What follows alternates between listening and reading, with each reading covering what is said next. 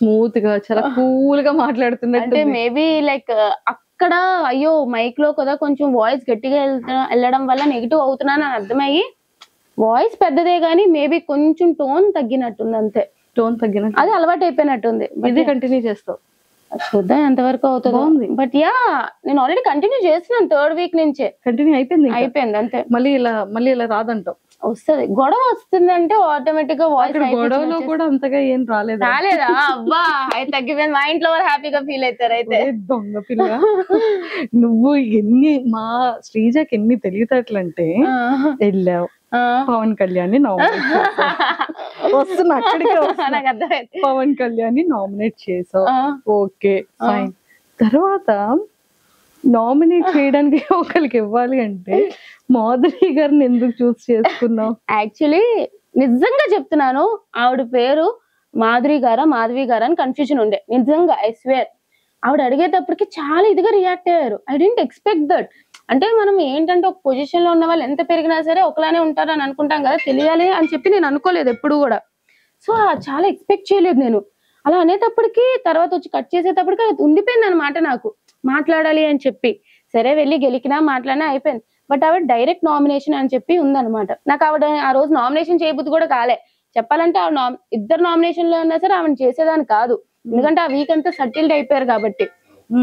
But the thing is ఆవిడ కిందకి ఇచ్చాను అంటే ఆవిడ గురించి మాటలు లూజ్ అయిపోతూ ఉంటారు ఎక్కువ. ఇప్పుడు డైరెక్ట్ నామినేషన్ అయినప్పుడు ఎవరితో కూడా నామినేషన్ పడదు. సో ఎట్లా మాట్లాడతారు అనేది తెలీదు. నిజంగానే కంట్రోల్డ్ గా ఉంటారా లేదా ఒక లిమిట్ క్రాస్ చేసి మాట్లాడతారా అనేది నాకు లైవ్ లో చూడాలని ఉంది నిజంగానే. సో ద థింగ్ ఈజ్ ఆవిడకి ఇస్తే ఎలా బిహేవ్ చేస్తారు, మిగతా ఎవరు వచ్చినా సరే ఆవిడకి ఎవరైనా నాకు క్లారిటీ ఉంది. నేను ఇస్తే ఎట్లా ఉంటారు అంటే అది జస్ట్ ఆవిడ ఎట్లా ఉంటారు అని ఎక్స్పోజ్ చేయడానికి ఆవిడని ఇచ్చాను అంతే. సరే ఇదంతా ఒక యూటర్న్ చేసావు కదా.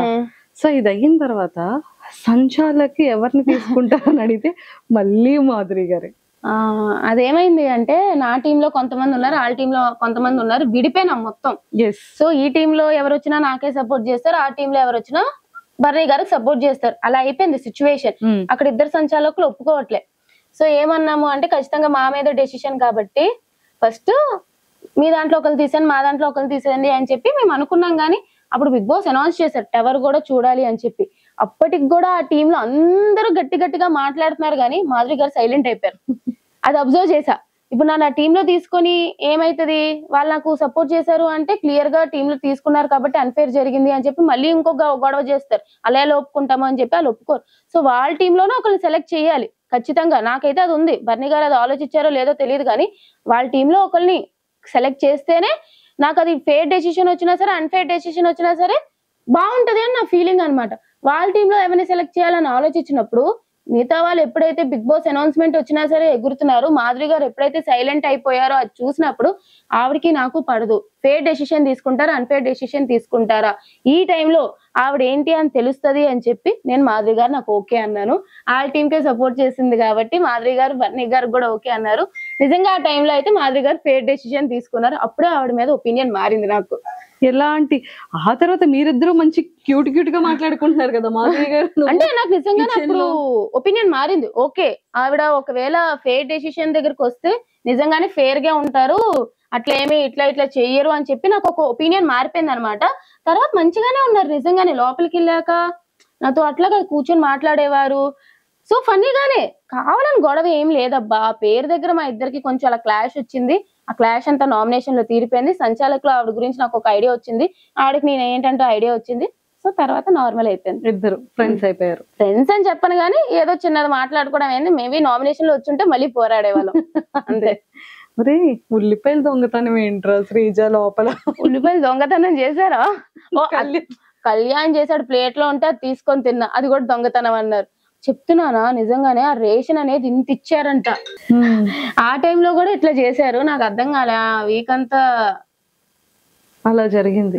అంటే నాకు తెలిసి దొంగతనం చెయ్యాలని కాదు గాని సతాయించడానికి కళ్యాణ్ చేసి ఉంటాడు. కానీ మిగతా వాళ్ళు రేషన్ ఆ వీక్ అంత ఎక్కువ వచ్చినా సరే ఎందుకు ఆ రేషన్ మేనేజర్ అట్లా ఉంది అని చెప్పి చేసినట్టున్నారు నాకు తెలిసి, ఇబ్బంది పెట్టడానికి. మొత్తానికి అలా యూటర్న్ అయింది అంతే.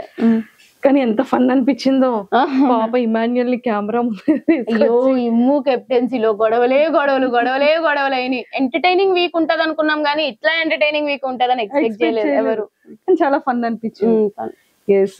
సో మళ్ళీ ఎవరైనా సెలబ్రిటీస్ మిస్ అయ్యావా? హైపరాది గారు ఏమైనా కనెక్ట్ అయ్యారా? నాకు హైపరాది గారు నేను ఎప్పుడైతే ఆ వీడియో నిజంగానే అది నేను చూసినప్పుడు చాలా ఫీల్ అయినా.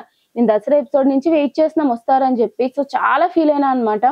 అది నాకు ఇంకా ఎపిసోడ్ టెలికాస్ట్ అవ్వకముందే రీల్స్ లో వస్తున్నాయి.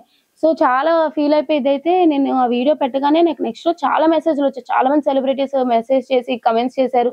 హైపరాది గారు పర్సనల్ గా వాట్సాప్ లో రీచ్ అవుట్ అయ్యి అది చెప్పారనమాట. I felt really happy. నేను మధ్యలో లైక్ యూజ్ చేశాను ఇది కూడా. అంటే ఆ ఫీలింగ్ వేరే. ఆ స్టేజ్ మీద పంచులేసిన ఏదేసినా సరే లైఫ్ లాంగ్ గుర్తుంటది. ఆ ఫీలింగ్ వేరే అంతే. అది మిస్ అయ్యాను. సో ఎప్పుడైనా స్టేజ్ మీదకి వచ్చేటప్పుడు హైపరాది గారితో ఖచ్చితంగా ఒక పర్ఫార్మెన్స్ ఉంటదేమో స్టార్ మాలో చూద్దాం. ఉండాలి వెరీ సూన్. తర్వాత మంచిగా పిలుస్తారు. బిగ్ బాస్ మీ దాంట్లో ఖచ్చితంగా 1 year అగ్రిమెంట్ ఉంటుంది కదా, షోస్ కి కూడా పిలిచేది ఉంటుంది. సో ఖచ్చితంగా మేము మళ్ళీ ఆ స్టేజ్ మీద చూస్తాం. పాపం శ్రీముఖి గారు ప్లేస్ తీసేసుకుంటాను అన్న పాపం ఎంత భయపడతారో ఏంటో. లేలే శ్రీముఖి అక్క is very sweet, very sweet. ఆమె కూడా నాకు కాల్ చేశారనమాట. నాకు నిజంగా మంచిగా అనిపించింది అనమాట. ఆమె నాకు ఎలిమినేట్ అయినా కూడా కాల్ చేశారు హౌ ఆర్ యు అన్నట్టు. షీఈస్ వెరీ స్వీట్ అనమాట ఆవిడ. అక్కడ ఇంకా నిజంగా అంటే ఒక యాంకర్ ఒక హోస్ట్ అన్ని అవర్స్ ఆ స్టేజ్ మీద నిలబడి హోస్ట్ చేయడం అగ్ని పరీక్ష షోలో చూసాము. ఇంత కష్టపడతారా అనిపించింది. అంత కష్టపడతారా ఆమె.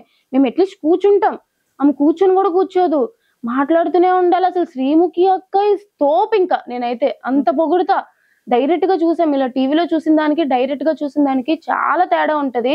అన్ని ప్రెజర్స్ పెట్టుకొని స్పాంటేనిటీ గానీ అవర్స్ కష్టపడ్డం గానీ. శ్రీముఖి అక్క is very nice, very sweet, very hard working. అంతే. సూపర్. సో ఈ సీజన్ లో ఉండుంటే ఇంకొక ఆడపుల్లని ఇంకొక స్టేజ్ మీద అలా చూసుండేవాళ్ళం.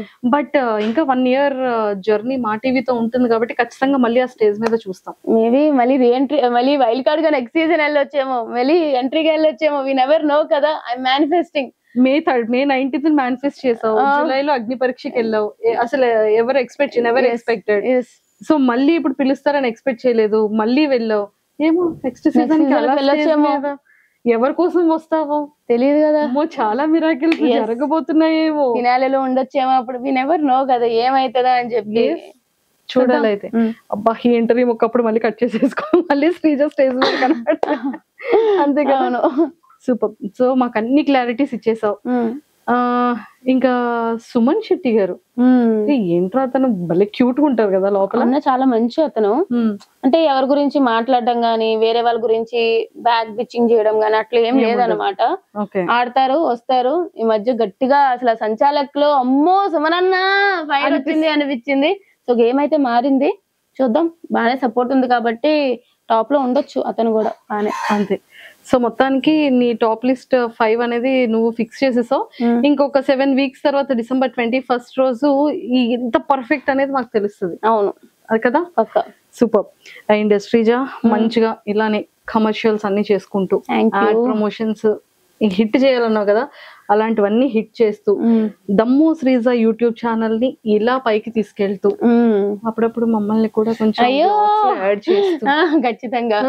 అండ్ అలాగే యాక్టింగ్ నువ్వు అనుకునే విధంగా మంచి టఫెస్ట్ ఎక్సలెంట్ చాలా ఉమెన్ కి స్ట్రాంగెస్ట్ కంటెంట్ తో రావాలన్నట్టు మనస్ఫూర్తిగా కోరుకుంటున్నాను. Thank you. All the very best. Thank you అక్క. ఓకేనా. Thank you so much. నీ వ్యూవర్స్ కి, నీ ఫ్యాన్ పేజెస్ వాళ్ళందరికి అసలు ఇంత సపోర్ట్ వస్తుంది అని చెప్పి, అది కూడా ఒక కామన్ అమ్మాయి ఇలా బిగ్ బాస్కి వెళ్తే ఇంత సపోర్ట్ వస్తుందని నేను ఎప్పుడు ఎక్స్పెక్ట్ చేయలేదు. బట్ అంత సపోర్ట్ మీరు నాకు ఇచ్చారు, అదైతే నాకు లైఫ్ లాంగ్ నేను గుర్తు పెట్టుకుంటాను. నాకు ఇప్పటికి కూడా సపోర్ట్ చేస్తున్నారు. సో తప్పకుండా నా యూట్యూబ్ ఛానల్ కానీ అన్ని కూడా సపోర్ట్ చేస్తారని అనుకుంటున్నాను. మీకు మంచి మంచి కంటెంట్ ఇస్తాను. So please do support and thank you so much అండి. And I love you guys. ఒరే లాస్ట్ క్వశ్చన్ మర్చిపోయినరా, ఇంతమంది గురించి అడిగావు, ఇంకొక ఎక్సలెంట్ యాక్టర్ గురించి, ఒక హోస్ట్ గురించి అడగాలి నేను. ఎవరు? శివాజీ గారు.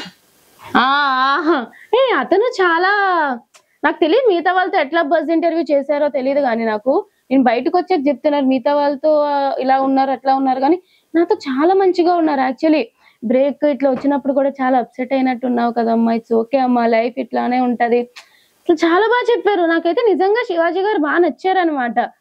సో యా ఈటీవీలో సిరీస్ చూసా, బాగుంటది. #90s చాలా #90s అంటే మన Born year. #90s please do watch, చాలా బాగుంటది. ఇద్దరం కూడా అదే ఒకేసారి. అయితే మీ ఇంటికి మా ఇంటికి చుట్టాలు వస్తారు. ఇది కూడా సూపర్ రా శ్రీజ. సో మొత్తానికి నిజంగా మేము శ్రీజ బయటకు వస్తుందని అస్సలు ఎక్స్పెక్ట్ చేయలేదు. కానీ చాలా చాలా స్ట్రాంగ్ గా మేము చాలా ఎక్కువ కోరుకున్నాము ఉంటే బాగుంటుందని. పిఆర్ లేకుండా ఒక ఇన్ని ఫ్యాన్ పేజెస్ తో ఇంతమంది అభిమానుల హృదయాన్ని సంపాదించుకుందాం. ఇక పైన కూడా అలాగే వెళ్ళాలి అని మనస్ఫూర్తిగా కోరుకుంటున్నాం. స్టార్టింగ్ శ్రీజ అనగానే అమ్మో వాయిస్ చిరాకు, ఇరిటేటింగ్, గొడవలు, తగువులు అన్న శ్రీజ అరే ఏమన్నా కంటెంట్ ఇస్తుంది, ఏమన్నా గేమింగ్ లో ఉంది. టైగర్ రా, నిజంగానే సీమ టపాకాయరా అనే నేమ్ తెచ్చుకున్నాం. అందరితో ఒక మంచి వైబ్. ఆ టైంకి గొడవన్న తర్వాత వెళ్ళి తనుజక్క, సంజన గారు, భరణి అన్న, మాధురి గారు, ఇలా పవన్ కళ్యాణ్, డెమోన్ పవన్, రీతు, ఇలా అందరితో ఇమ్ము అన్ని ఎంత బ్యూటిఫుల్ బాండింగ్ తో వచ్చాం. వాళ్ళందరూ సీజన్ అయిపోయిన తర్వాత కూడా ఇంకా నీతో అందరూ ఇంతే బాగుంటారని మనస్ఫూర్తిగా కోరుకుంటాం. ఏదైనా సరే బాగానే ఉంటారా, ఏదో గొడవ అనేది బిగ్ బాస్ హౌస్ లోనే ఉంటారు తప్ప బయటకి ఎవరు కూడా క్యారీ ఫార్వర్డ్ చేయరు. సో బయటకు వచ్చాక మేబీ అందరూ మంచిగా కలిసి పార్టీ చేసుకుంటామేమో, అప్పుడు అందరూ ఒకటే. అక్కడ కాంపిటీషన్, బయటకు వచ్చాక అందరూ ఒకటే, ఎవరి లైఫ్ వాళ్ళంతా. Super, all the best. Thank you.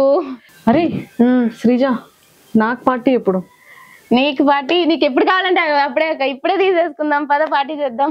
అన్నిటికన్నా ఫస్ట్ రెమ్యునరేషన్ ఎంత ఇచ్చారో చెప్పాలి నువ్వు నాకు. రెమ్యునరేషన్ ఒక కామనర్ కి అయితే ఇచ్చేలాగా మంచిగానే ఇచ్చారు, బాగానే ఇచ్చారు బీబీ టీం వాళ్ళు, అదైతే ఒప్పుకుంటాను. బట్ ఎంత అనేది ఇప్పుడు చెప్పలేం కదా, మాకే ఇంకా చేతిలోకి రాలేదు చెప్పాలంటే. షో అంతా అయిపోయినాక ఇస్తారనమాట వాళ్ళు. సో అప్పుడు అడిగితే మేబీ ఆ క్వశ్చన్ కి ఆన్సర్ ఇస్తా. సరే సీక్రెట్ గా చెప్పు. చెప్పకూడదు, సీక్రెట్ గా కూడా చెప్పకూడదు అంట. అమ్మో చూసారు కదా ఎంత కాన్ఫిడెన్షియల్ గా ఉంచేసిందో. Okay done. ఆ వాల్యూస్ కి మేము కూడా accepted. Okay, thank you. Okay, bye bye.